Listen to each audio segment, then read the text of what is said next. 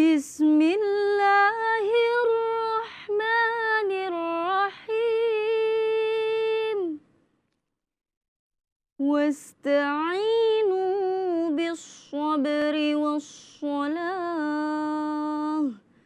Wa innaha lakabiratun illa 'alal khashi'in.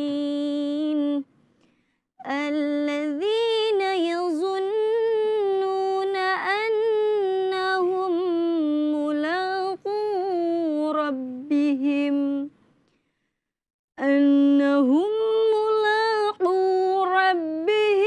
wa annahum ilaihi raji'un. Shadaqallahul azim.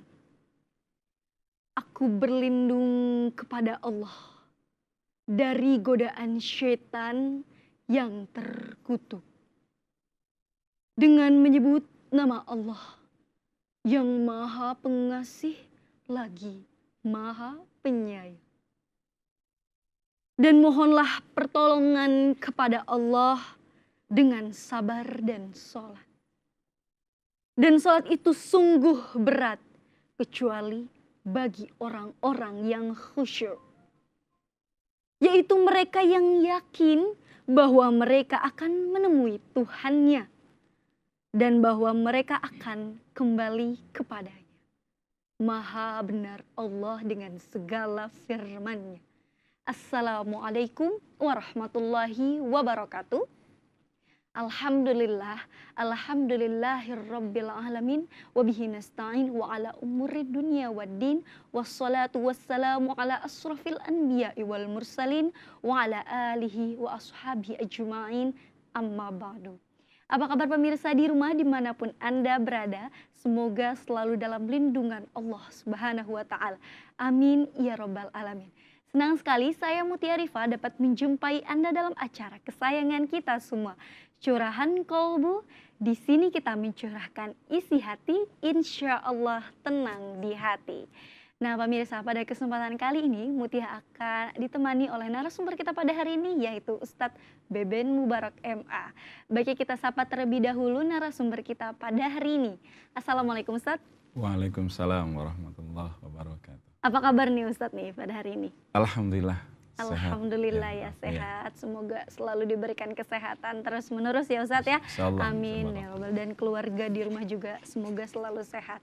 Dan Ustadz kita juga tidak berdua saja karena kita sudah kehadiran umi-umi dari Majelis Taklim pemirsa yang sudah hadir meramaikan di studio ini. Baik kita sapa. Assalamualaikum Umi. Waalaikumsalam warahmatullahi wabarakatuh. Apa kabar nih Umi? Alhamdulillah ya baik. Dari Majelis Taklim mana ini Umi? Assalamualaikum warahmatullahi wabarakatuh. Waalaikumsalam. Kami ibu-ibu dari Majelis Taklim Miftahul Jannah Kelapa Gading. Dan kami ucapkan Assalamualaikum warahmatullahi wabarakatuh. Waalaikumsalam. Terima kasih Umi sudah hadir di studio pada kesempatan kali ini. Dan insya Allah pada kesempatan kali ini selama 1 jam kita akan menambah ilmu bersama narasumber kita pada hari ini. Dan tema kita pada hari ini yaitu sholat yang khusyuk ya. Nah pemirsa yang dirahmati Allah, seiring dengan banyaknya kesibukan yang kita alami, yang kita lewati, khusyuk dalam sholat menjadi sesuatu yang sulit dicapai. Padahal sholat adalah induknya seluruh ibadah. Yang bila ia baik, maka baiklah ibadah-ibadah yang lain. Apakah kita sudah khusyuk dalam sholat pemirsa? Ibu-ibu sudah khusyuk atau belum? Nah bagi kita tanya nih, bagaimana sih ibadah atau sholat yang khusyuk itu seperti apa Ustadz? Silahkan. Ya. Terima kasih Mbak Mutia. Ya. Bismillah, alhamdulillah, alladzi nahmaduhu wa nasta'inuhu wa nastaghfiruh wa na'udzu billahi min sururi anfusina wa sayyiati a'malina, may yahdihillahu fala mudhillalah wa ma yudhlil fala hadiyalah. Asyhadu an la ilaha illallah wahdahu la syarikalah wa asyhadu anna Muhammadan abduhu wa rasuluh. Amma ba'd. Pertama-tama kita panjatkan puji dan syukur kehadirat Allah Subhanahu wa taala. Alhamdulillah pada kesempatan ini kita bisa bertemu kembali dalam rangka kita taklim ya, curahan kolbu yang insyaallah ini memberikan manfaat kepada kita semua. Amin. Dan alhamdulillah pada kesempatan ini kita akan sama-sama mengkaji dan memahami tentang makna sholat yang khusyuk. Ya. Ikhwati iman sekalian, pemirsa dan juga ibu-ibu yang ada studio ini. Insya Allah kita sebagai muslim, sholat merupakan bagian daripada rukun Islam. Yaitu bagaimana kita menegakkan dalam rukun Islam itu, sholat merupakan yang paling utama dan pertama. Sehingga hormat, bernilai dan tidak bernilainya nilai ibadah kita tadi sangat tergantung dengan sholat itu sendiri. Idza salahat salatuhu salahal amiru awamirihi. Apabila sholatnya beres, khusyuk, maka insya Allah seluruh amalnya juga akan beres. Dalam arti ikhwati iman sekalian, sholat yang khusyuk itu sangat didambakan oleh setiap muslim. Karena kehusuan merupakan nilai yang paling luhur. Kehusuan merupakan nilai ibadah yang menjadikan ibadah itu berpengaruh kepada diri kita. Maka khusyuk sering diartikan diam. Khusyuk sering diartikan tunduk. Khusyuk pun sering diartikan taat kepada Allah. Bagaimana orang-orang yang khusyuk itu di dalam sholatnya?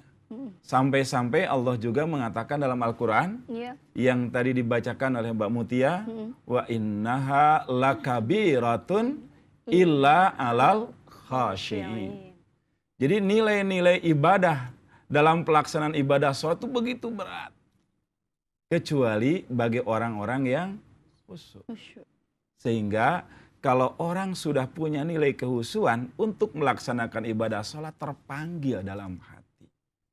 Nah maka ikhwat iman sekalian, khusyuk di dalam nilai-nilai ibadah, bagaimana hati kita menjadi tenang ketika melaksanakan sholat, pikiran kita menjadi tenang ketika sholat, sehingga nilai yang kita lakukan dalam sholat, seluruh anggota badan kita tunduk kepada Allah Subhanahu wa ta'ala, bergerak sesuai dengan apa yang diperintahkan di dalam sholat itu sendiri. Ketika kita sholat, bagaimana khusyuknya pandangan mata. Ketika sholat, bagaimana khusyuknya kuping kita ketika sholat. Dalam sholat, bagaimana khusyuk dalam gerakan-gerakan dalam sholat. Istilah kita sering disebut dengan tumaninah. Jadi gerakan-gerakan dalam sholat itu begitu tenang, sehingga tenang juga kepada hati dalam melaksanakannya. Ketika seseorang sholat, bagaimana tumaninah kupingnya. Bukan berarti tidak mendengar apa-apa. Ya, bukan berarti tuli yang namanya orang khusyuk itu. Dia mendengar sesuatu yang dia dengar, dia mendengar bunyi-bunyian, dia melihat sesuatu yang memang bisa dilihat ketika sholat. Ternyata dia konsentrasi, kuping mendengar sesuatu, tetapi tidak menjadi konsentrasi pendengaran dan penglihatannya. Baik. Itu mungkin ya, sebagai pembukaan tentang makna khusyuk. Iya, nanti kita akan lanjutkan bagaimana cara supaya agar sholat kita khusyuk dan diterima oleh Allah Subhanahu wa ta'ala. Tetap bersama kami di Curahan Kolbu. Di sini kita mencurahkan isi hati, insya Allah tenang di hati.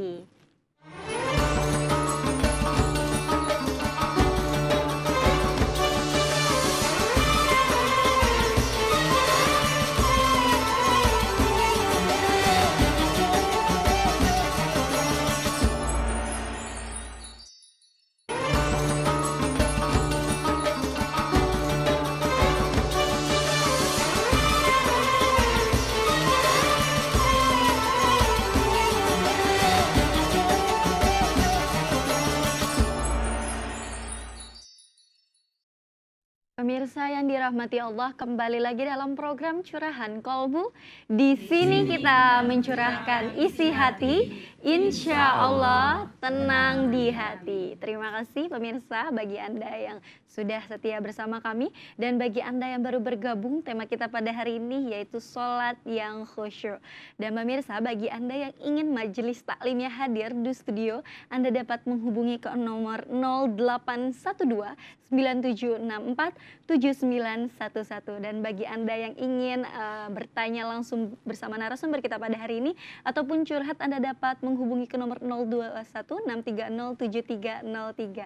Karena kami membuka layanan telepon interaktif bagi Anda yang ingin bertanya langsung. Dan bagi Anda yang ingin menanyakan melalui SMS, Anda dapat mengirimkan SMS pertanyaan ke nomor 0857 81752 616. Dan pemirsa, kembali lagi kita kepada tema yaitu sholat yang khusyuk. Mungkin Ustadz bisa dijelaskan kembali bagaimana sih cara kita sholat tuh khusyuk. Kadang nih ibu-ibu mungkin ya pikirannya kesana kemari, dan anak kecil juga biasanya tidak dengan khusyuk, mungkin ya yang penting cepat kelar ya. Gimana Ustadz? Ya, terima kasih Mbak Mutia ya. Memang tadi di awal saya menyampaikan bagaimana kehusuan itu adalah betul-betul ya yang dicari oleh setiap muslim di dalam ibadah sholat khususnya. Padahal kalimat khusyuk di dalam Al-Quran itu kurang lebih ada 17 kalimat. Itu tidak hanya berhubungan dengan sholat gitu ya.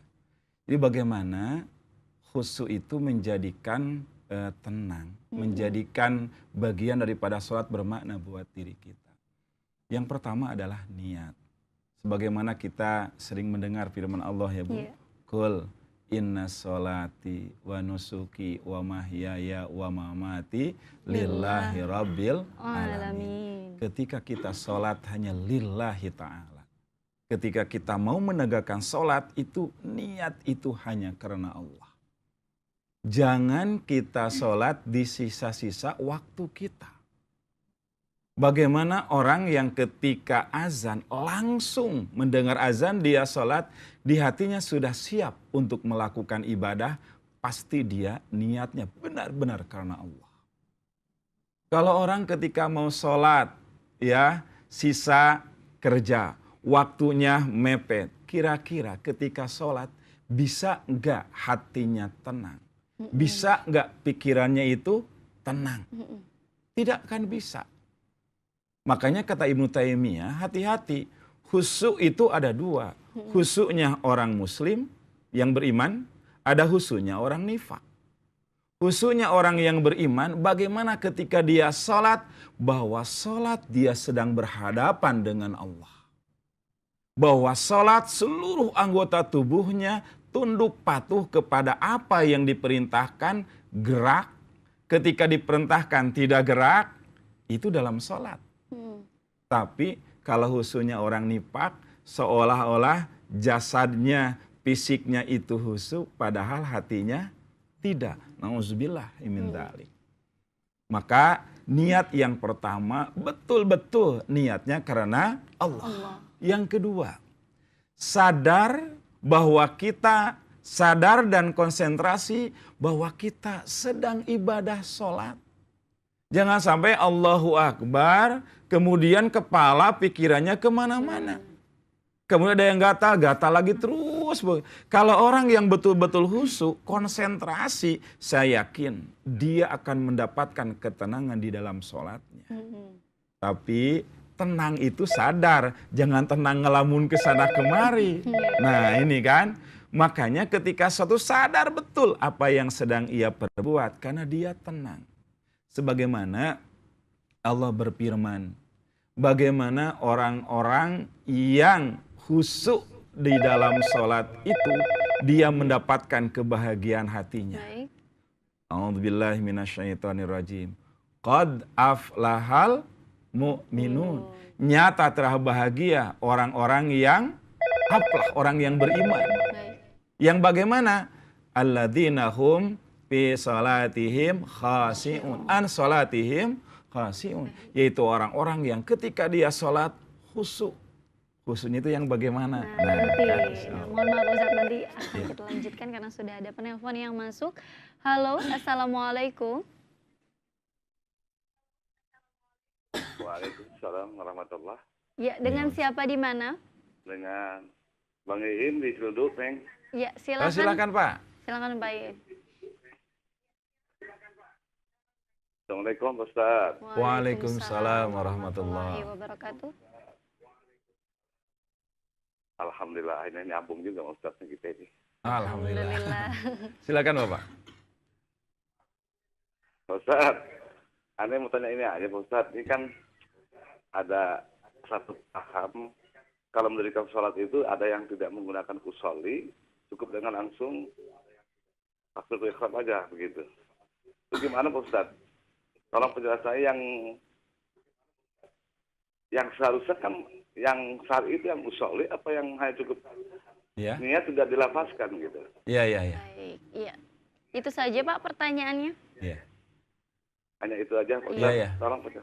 Iya Neng, hanya itu aja. Terima kasih. Iya, terima kasih. Waalaikumsalam warahmatullahi wabarakatuh. Mang Iin ya. Iya, Mang Iin. Ya, terima kasih Bapak atas pertanyaannya ya. Sebagian ulama mengambil dan mengartikan dari hadis tentang sallu kama ra'aitumuni usolli. Ya, salatlah kalian sebagaimana kalian melihat aku salat. Jadi para ulama ketika memahami dari hadis tersebut ada yang mengambil kesimpulan sallu, salatlah kalian kata Nabi seperti kalian melihat aku salat. Kemudian ada juga ulama mengatakan salatlah kalian sebagaimana Nabi membaca usolli ketika waktu salat. Nah itu ada yang memahami hadis seperti itu. Ya, kemudian tentang masalah niat di dalam usolli, di dalam praktek ketika ibadah sholat, memang ada yang dilafadzkan, ada yang tidak. Ketika kita mau sholat ke masjid azan, saya yakin orang dari rumah pun berangkat ke masjid itu niat untuk sholat.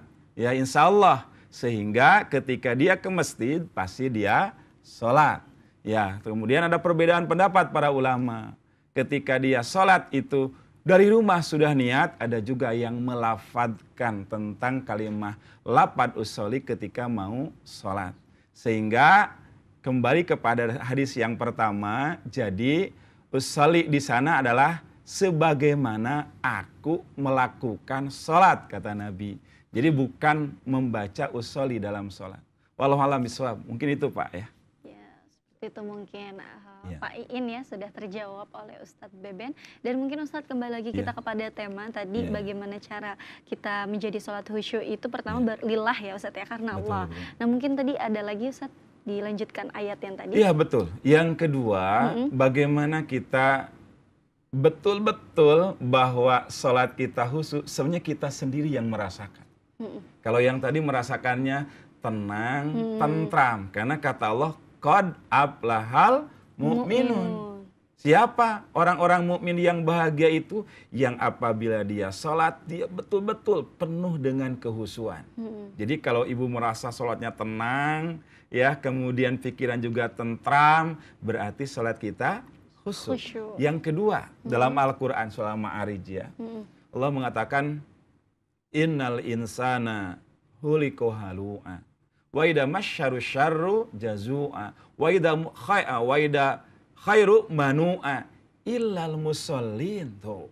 Kata Allah, sesungguhnya Allah menciptakan manusia itu punya sifat halu'a, keluh kesah.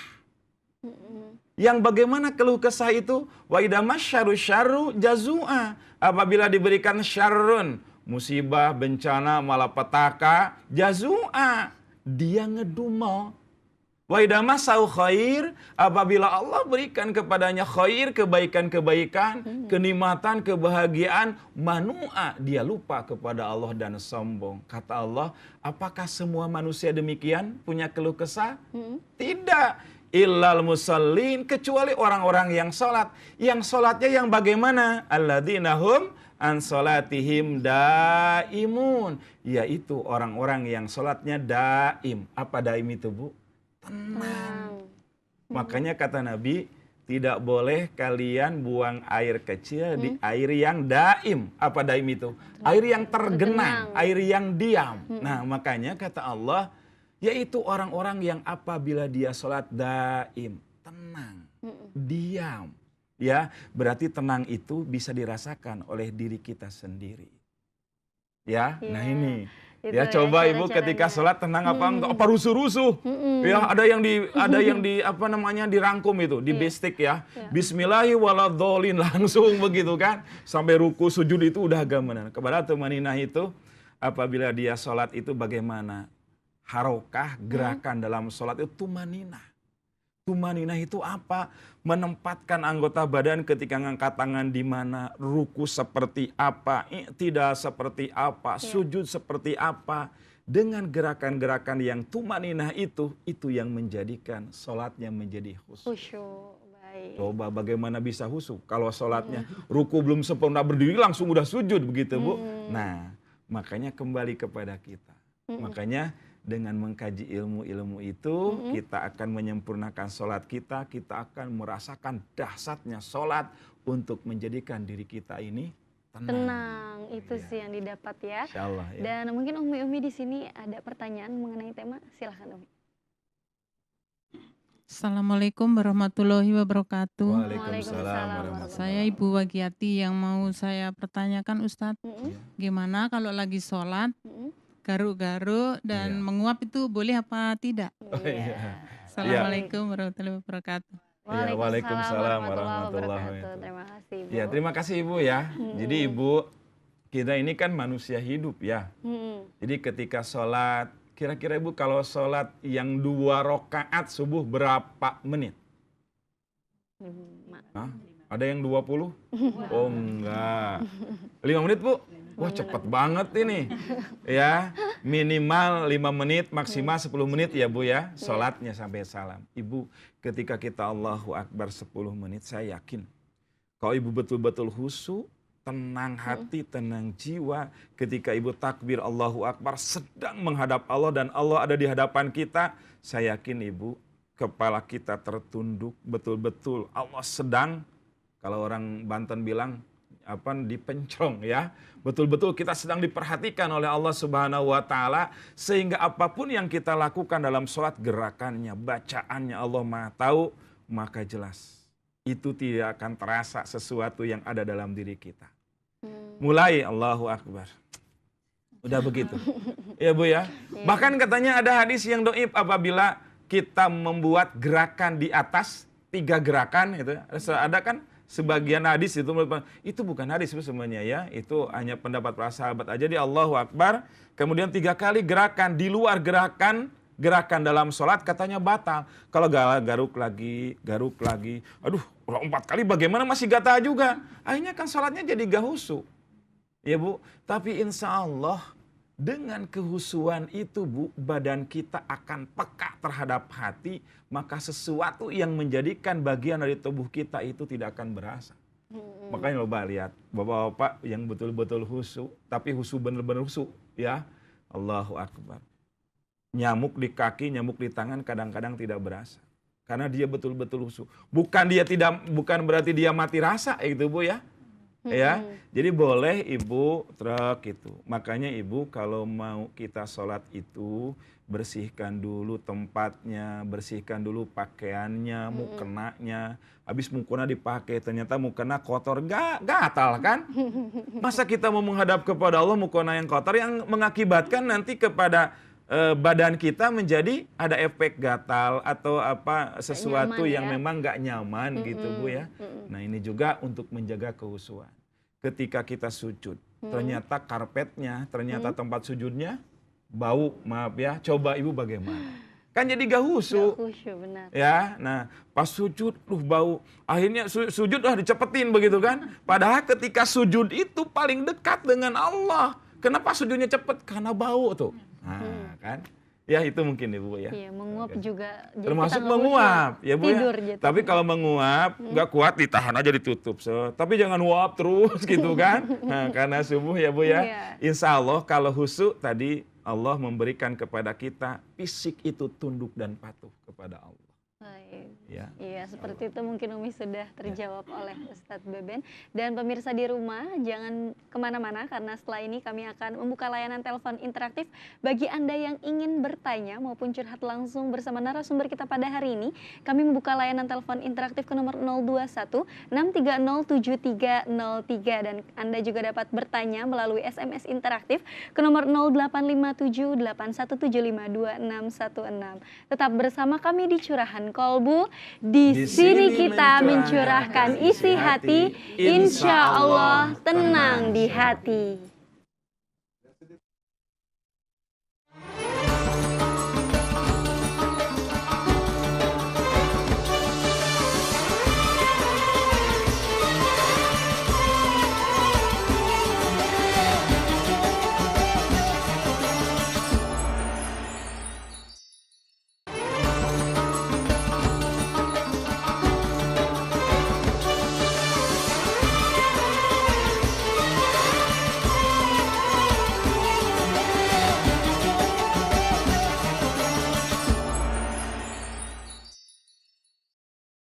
Pemirsa yang dirahmati Allah, kembali lagi dalam program Curahan Kolbu. Di sini kita mencurahkan isi hati, insya Allah tenang di hati. Terima kasih bagi Anda yang sudah setia bersama kami. Dan bagi Anda yang baru bergabung, tema kita pada hari ini yaitu sholat yang khusyuk. Nah pemirsa, pada kesempatan kali ini kita memasuki layanan telepon interaktif. Bagi Anda yang ingin curhat maupun bertanya langsung bersama narasumber kita pada hari ini, kami membuka layanan telepon interaktif. Dan Anda dapat menghubungi ke nomor 021 630 7303. Ke nomor 021 630 7303. Kami menunggu Anda pemirsa untuk bertanya langsung. Dan bagi Anda yang tidak sempat untuk menelpon, Anda dapat mengirimkan SMS pertanyaan ke nomor 0857 8175 2616 atau bertanya di Twitter kami di @ckolbuin_tv. Mari kita menunggu pemirsa di rumah yang bertanya. Mungkin saya ada pertanyaan nih Ustadz ya. Tadi kan Ustadz sudah menjelaskan bagaimana cara kita sholat yang khusyuk. Nah, bagaimana dengan kita sholat khusyuk tapi kalau tidak khusyuk tidak diterima? Nah nanti dijawabnya setelah ini yang sudah ada penelpon yang masuk. Halo, assalamualaikum. Waalaikumsalam. Ya, dengan siapa di mana Pak? Dari Pak Nur. Ya, mohon maaf. Pak Nur. Iya, silakan Pak pertanyaannya dan suaranya. Assalamualaikum Pak Ustaz. Ya. Waalaikumsalam Bapak, silakan Bapak. Bertanya nih. Iya. Ada imam ya. Cuman waktu cengkat sujud nggak kedengaran tuh kan, jadi kita udah cengkat lu jadi gimana tuh suaranya kecil, iya. Gimana kedengaran cengkat sujud apa gitu. Baik, itu saja Pak ya, pertanyaannya. Jadi ya gitu. Ada lagi. Ada lagi, silakan. Itu apa? Ada dua imam, yang satu imaman, yang satu imaman. Yang mana tuh yang itu ya? Imaman. Ada yang satu imamah, yang satu imam. Yang mana yang imaman lillahi ta'ala. Ya. Ada lanjutannya? Gitu aja ya. Assalamualaikum. Ya. Waalaikumsalam warahmatullahi wabarakatuh. Jadi ada dua pertanyaan sholat ya. berjamaah yang tidak kedengaran imamnya. Iya, jadi ini udah sujud atau belum karena mungkin betul. tidak terdengar ya. Ya, terima kasih Bapak ya. Ya, jadi sholat itu memang yang paling utama dan berlipat ganda pahalanya adalah sholat berjamaah ya.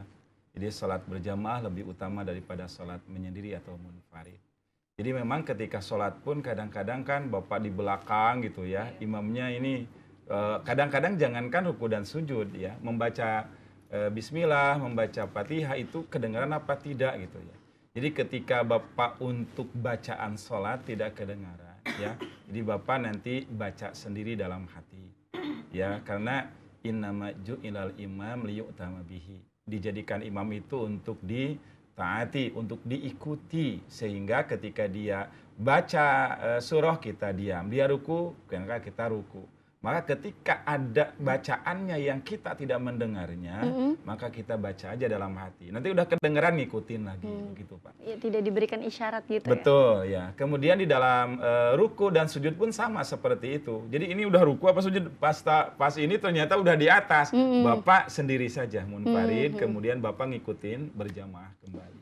Baik. Terus yang kedua, ini saya belum jelas pertanyaannya ini ya.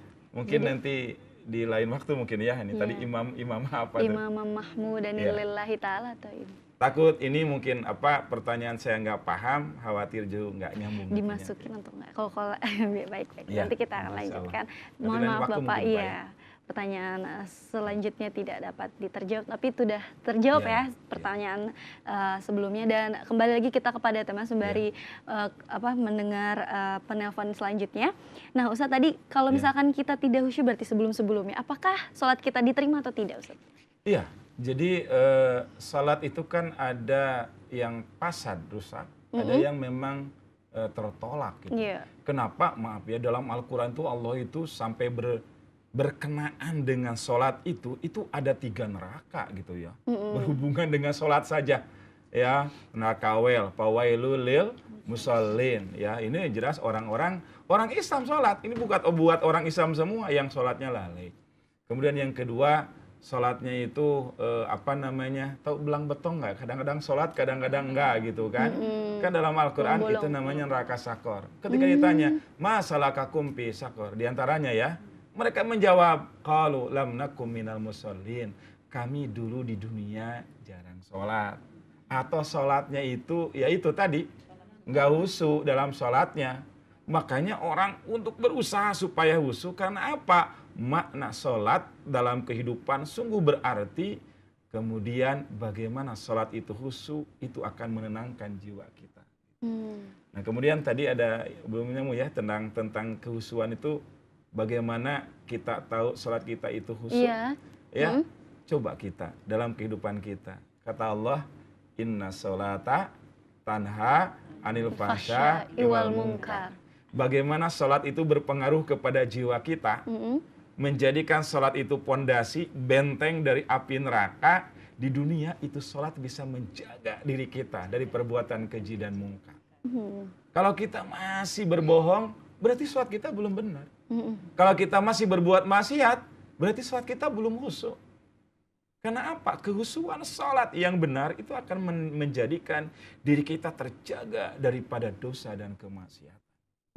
Dan kehusuan menjadikan diri kita tenang, bahagia. Ya, tidak gelisah yang tadi ya, seperti itu. Nah Ustadz, manfaat kita menjadi sholat khusyuk itu apa Ustadz manfaatnya? Ya, tadi dijelaskan, jadi manfaatnya itu buat diri kita tenang, kemudian dengan sholat khusyuk itu kita kan tunduk, patuh, taat, rengkuh, semua anggota badan kita hilang nilai-nilai kesombongan dalam diri kita. Karena di hadapan Allah itu rendah diri, rendah hati juga. Ya, ketika dia sholat itu kan tunduk, patuh. Bagaimana Ibu ketika kita berhadapan dengan Allah dalam sholat semuanya tunduk? Mata juga kan ke tempat sujud. Bagaimana kalau orang sudah sujud, tandanya kita sudah menyerahkan diri kepada Allah. Baik Ustadz, nanti kita akan lanjutkan kembali ya pembahasan tema kita pada hari ini. Dan pemirsa di rumah, terima kasih bagi Anda yang sudah bergabung dalam layanan telepon interaktif pada kesempatan kali ini. Pemirsa di rumah jangan kemana-mana, karena setelah ini kami akan kembali tetap bersama kami di Curahan Kolbu. Di sini kita mencurahkan isi hati, insya Allah tenang di hati.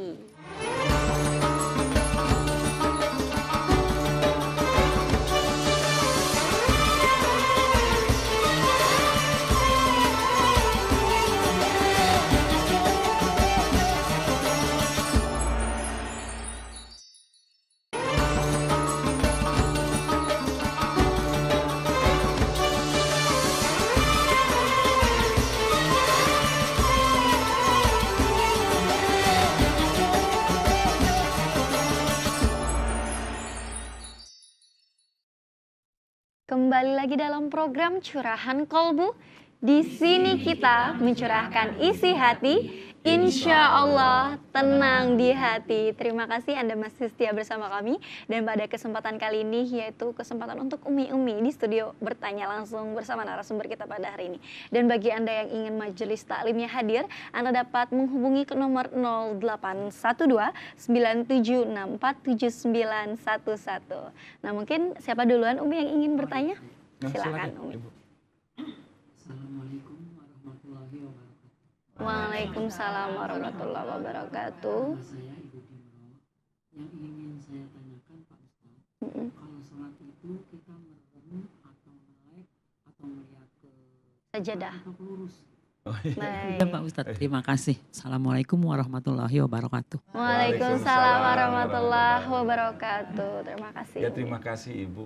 Ya, Ibu sholat itu ibadah menghadap kepada Allah.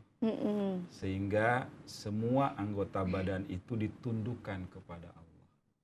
Ya, sehingga mata pun bukan harus merem. Karena ada orang yang memahami bahwa khusyuk itu saya enaknya merem gitu kan, seperti itu kan.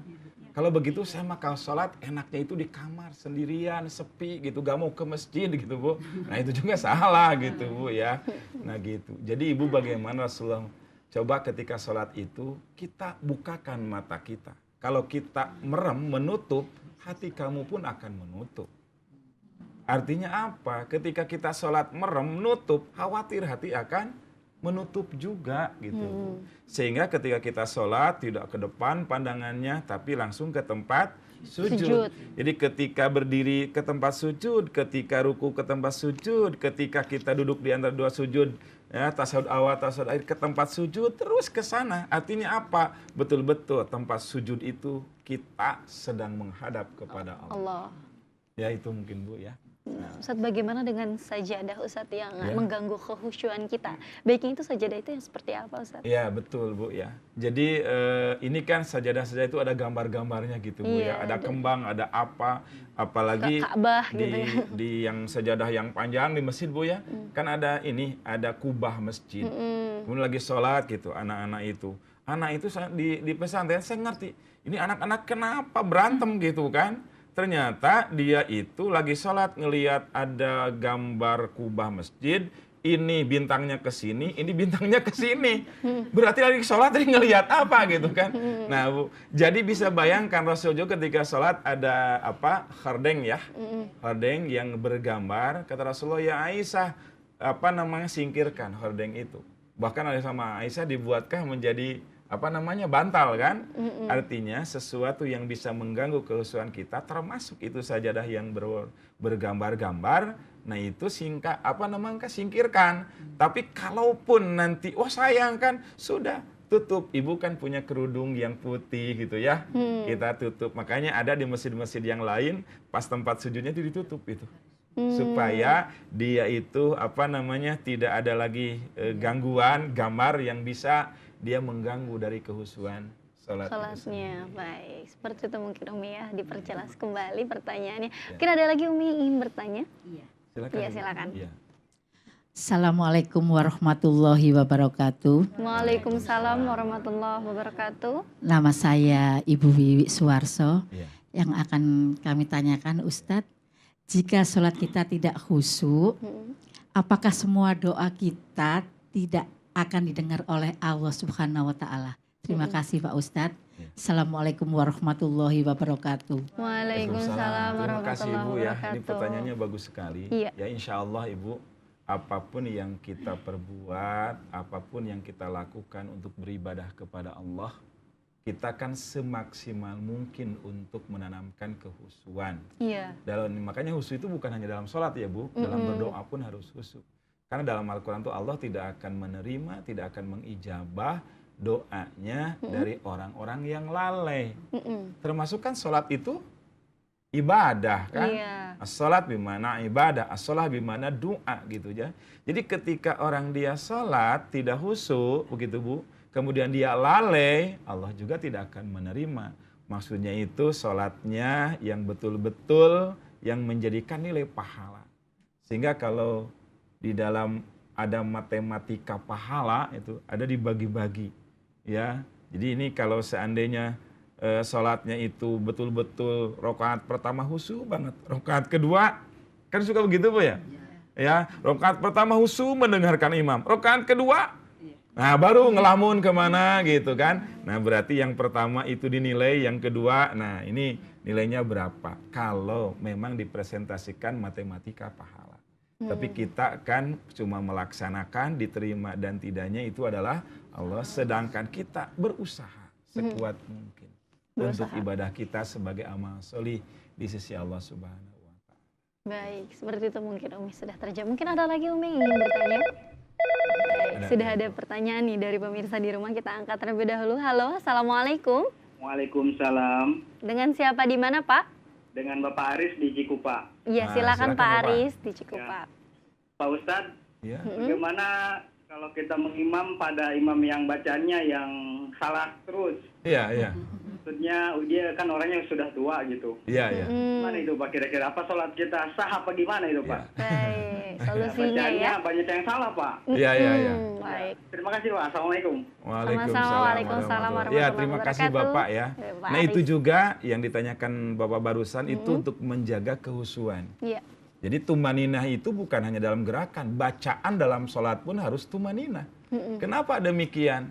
Jadi ketika kita sholat, imamnya itu tajwidnya nggak kurang bagus, Iya. bacaannya kurang tartil dan sebagainya, menjadikan sholat itu jadi gerah gitu ya. Allahu Akbar. Ketika Bismillahirrahmanirrahim, waduh, ha gitu kan? Kan bukan begitu. Kok waduh gitu kan? Kalau wadduha kan begitu. Akhirnya kita dalam suatu jadi ketawa, senyum, jadi gak husu. Iya. Kok waduh gitu kan? Tidak Nah itu. sesuai dengan Jadi ya Bu ya, Bapak yang tadi pertanyaan ya.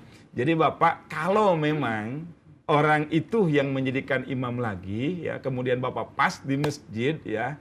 Nah di dalam hadis yang lain itu bisa kita jadi munfarid. Karena apa? Mengganggu kehusuan sholat kita gitu Iya. kan. Tapi bukan juga Bapak untuk, kalau gitu imam lagi di masjid itu saya gak mau gitu kan. Akhirnya Bapak nggak sholat berjamaah. Ya kalau bisa, ya Bapak bisa bacaannya bagus, tartil, silahkan nanti Bapak menjadi imam. Insya Allah Pak ya. Wallahu a'lam bishawab. Wallahu a'lam bishawab. Terima kasih Bapak Aris yang sudah bertanya. Terima kasih juga Umi yang sudah bertanya pada kesempatan kali ini. Dan pemirsa jangan kemana-mana karena setelah ini saya akan membacakan SMS pertanyaan dari pemirsa di rumah yang sudah masuk. Tetap bersama kami di Curahan Kolbu. Di sini kita mencurahkan isi hati. Insya Allah tenang di hati.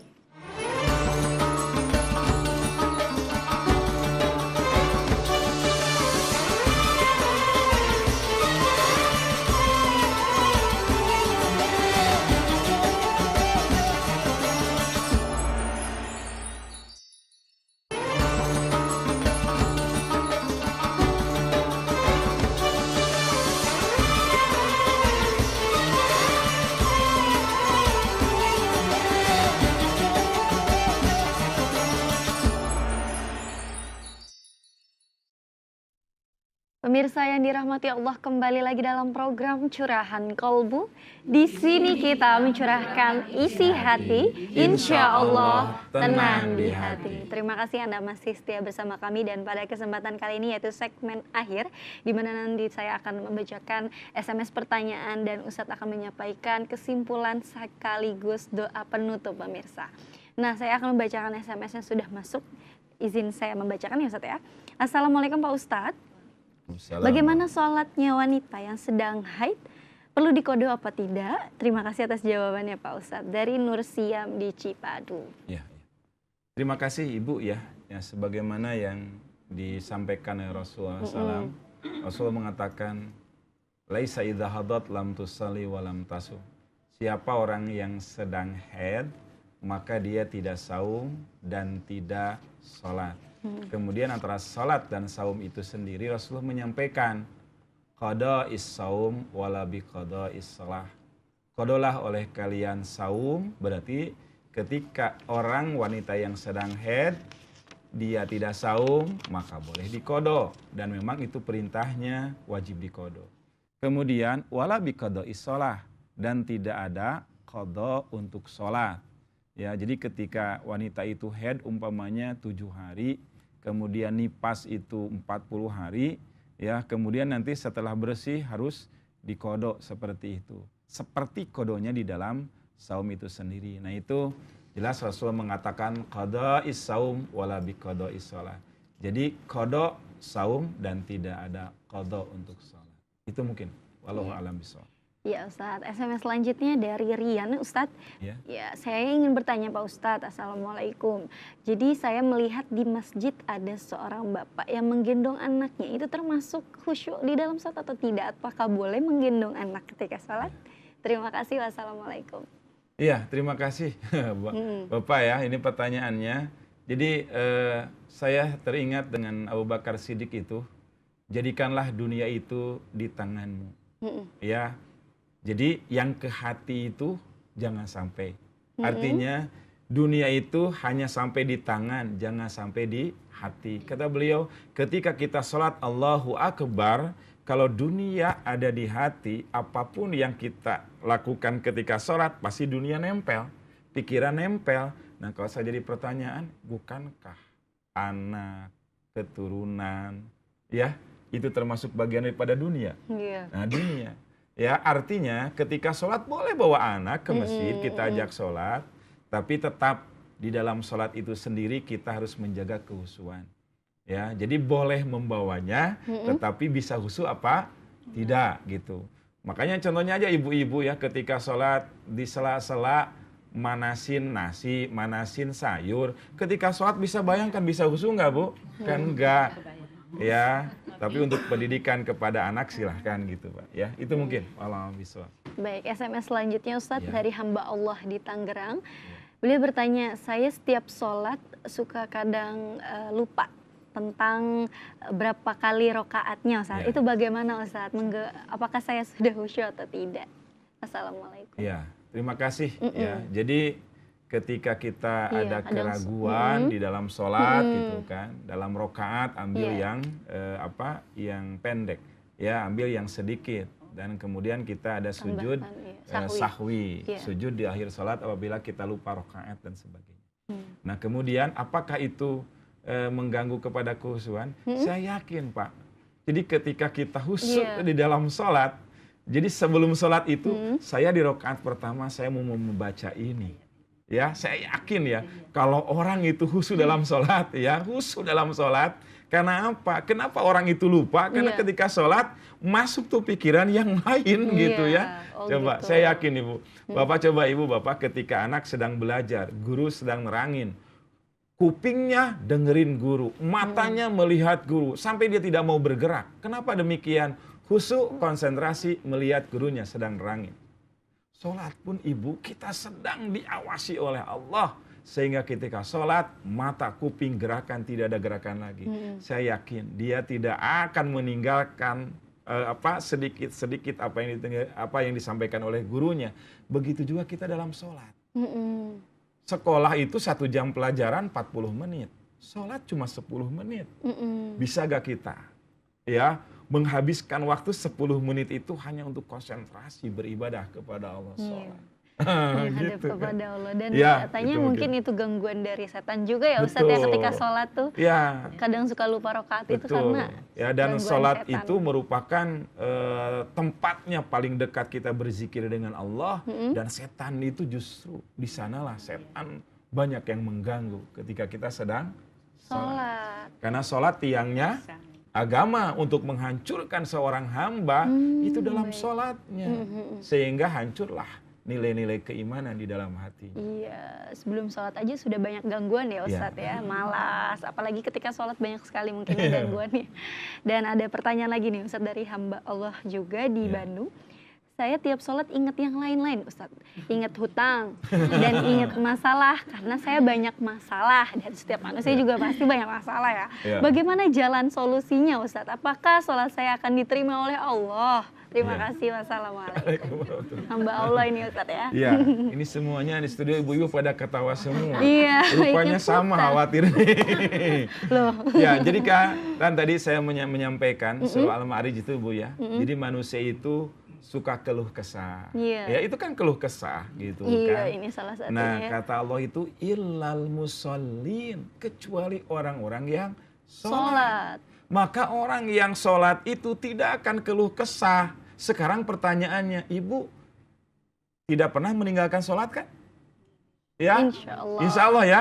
Tetap melakukan sholat. Tapi kenapa masih gelisah? Apa yang salah? Yang salah apanya? Cara sholat kita belum khusyuk kepada Allah. Ternyata yang menjadi beban pikiran kita gelisah itu tadi masalah dunia. Padahal ingat, masalah dunia itu Allah sudah mengatur sendiri. Berapapun rezeki yang Allah berikan kepada hambanya, Allah sudah takar itu semua. Maka orang yang khusyuk dalam sholat, dia paham betul.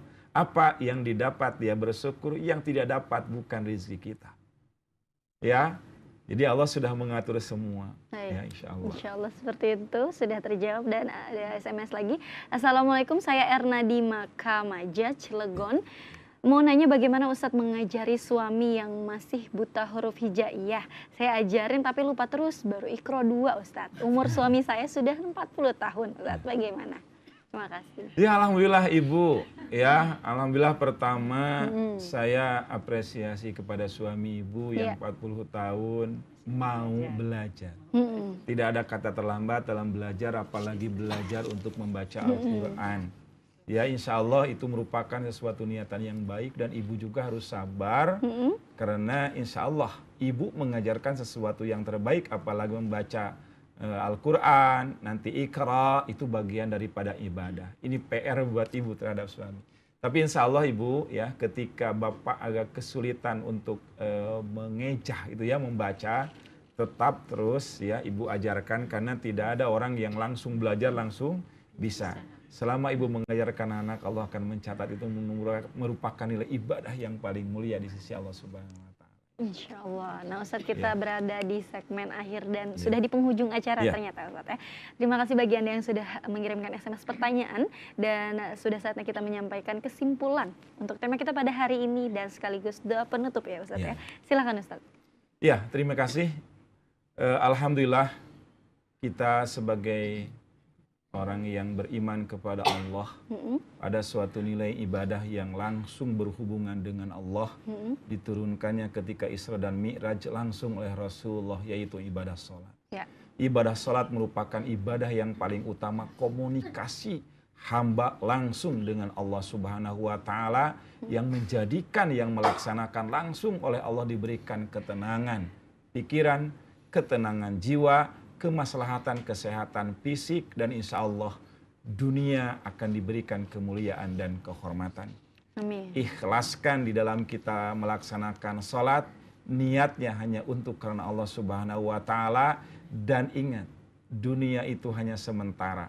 Jadilah dunia hanya di tangan kita dan jadikan nilai-nilai ibadah hanya niatnya karena Allah Subhanahu wa Ta'ala. Itulah mungkin ikhwati iman sekalian yang bisa kita bahas pada kesempatan ini, mudah-mudahan bisa bermanfaat buat kita semua. Dan insya Allah, Allah akan membukakan pintu hati kita semua dan kita selalu dibimbing oleh Allah di dalam melaksanakan segala perintah-perintah ibadahnya. Amin. Akhirul kalam, subhanakallahumma wa bihamdik wa asyhadu alla ilaha illa anta wa astaghfiruka wa atubu ilaik. Rabbana hablana min azwajina wa dzurriyyatina qurrata a'yun waj'alna lil muttaqina imama. Rabbana atina fid dunya hasanah wa fil akhirati hasanah wa qina adzabannar. Allahumma rabbil izzati amma yasifuna wa salamun alal mursalin walhamdulillahi rabbil alamin. Assalamualaikum warahmatullahi wabarakatuh. Waalaikumsalam warahmatullahi wabarakatuh. Terima kasih Ustadz atas waktu dan ilmunya. Terima kasih juga Umumi yang sudah hadir di studio dari Miftahul Jannah Kelapa Gading. Dan bagi pemirsa yang ingin majelis taklimnya hadir di studio, Anda dapat menghubungi ke nomor 0812 9764 7911. Semoga apa yang kita bahas dan apa yang sudah kita pahami pada hari ini mendapatkan rahmat dan tentunya menambah ketakwaan kita kepada Allah Subhanahu wa Ta'ala. Amin ya Rabbal Alamin. Dan pemirsa, semoga acara kami dapat menginspirasi Anda dan bermanfaat tentunya. Saksikan curahan kolbu dari hari Senin sampai Jumat di jam yang sama. Saya Mutia Rifa, Ustadz Beben Mubarak beserta kru yang bertugas pamit undur diri. Wassalamualaikum warahmatullahi wabarakatuh. Waalaikumsalam.